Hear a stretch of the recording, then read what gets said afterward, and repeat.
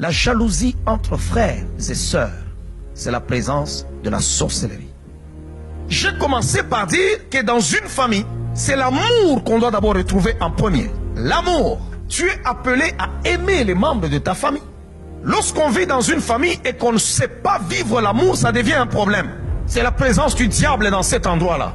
Quand vous vivez à un endroit où il y a tellement de la jalousie, vous êtes dans une famille, bien aimé, c'est impossible. C'est contre l'ordre naturel des choses. Tu ne peux pas être jaloux envers ton frère ou ta sœur.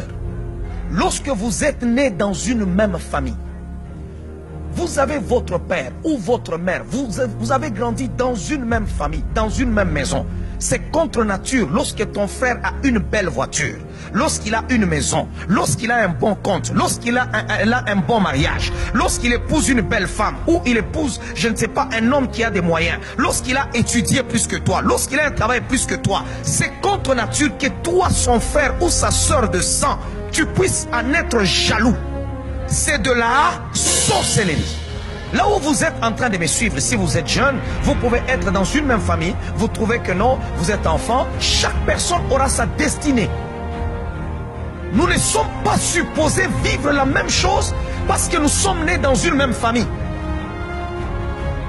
L'autre peut être médecin, l'autre peut être musicien, l'autre peut être avocat, l'autre peut être pasteur, l'autre peut être je ne sais pas quoi. Et chacun doit être dans la joie pour ce qu'il réalise dans la vie.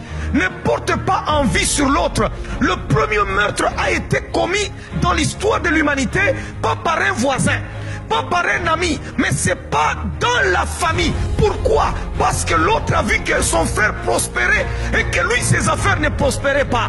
Alors il a porté envie sur son frère. Je suis en train de dire, toute jalousie de famille ne te détruira pas.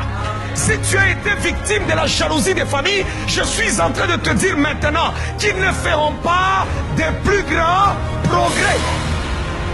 N'avez-vous jamais vu des familles, quand vous y entrez, vous trouvez tout le temps des problèmes entre frères et sœurs, mais quand vous regardez où est le problème, vous ne le voyez pas. Chacun a sa maison. Tu manges chez toi, l'autre mange chez lui. Tu as ton mari, l'autre a sa femme. Mais vous vous battez, pourquoi? Parce que personne ne paye l'autre. C'est la sorcellerie. Vous allez voir des gens, ils ont commencé depuis qu'ils sont là.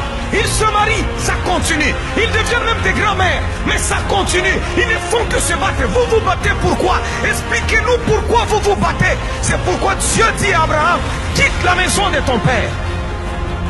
Ces disputes-là te semblent banales, mais laisse-moi te dire, c'est en train de tuer ta destinée. Derrière chaque esprit, il y a un mandat. Ne soyez jamais de ceux-là qui disent non, non, bon, arrête seulement, c'est ton frère, c'est ta soeur. Non, il y a des actions, il y a des actes que nous ne pouvons pas tolérer chez des gens qui sont supposés être les gens qui doivent nous aimer. On peut te tuer par un étranger, on peut te tuer par je ne sais pas quelqu'un que tu as croisé, mais ta soeur, ton frère n'est pas supposé te tuer. C'est contre nature. Il est supposé te protéger. Parce que dans la famille, on se protège. Dans la famille, on ne se livre pas. Dans la famille, on ne se détruit pas. Dans la famille, on ne s'ensorcelle pas. Dans la famille, on ne se tue pas. Ne fais pas semblant sur l'histoire de ta famille. Pendant que je suis en train de parler, regarde ta famille. Et tu vas découvrir des choses ce soir. Alléluia.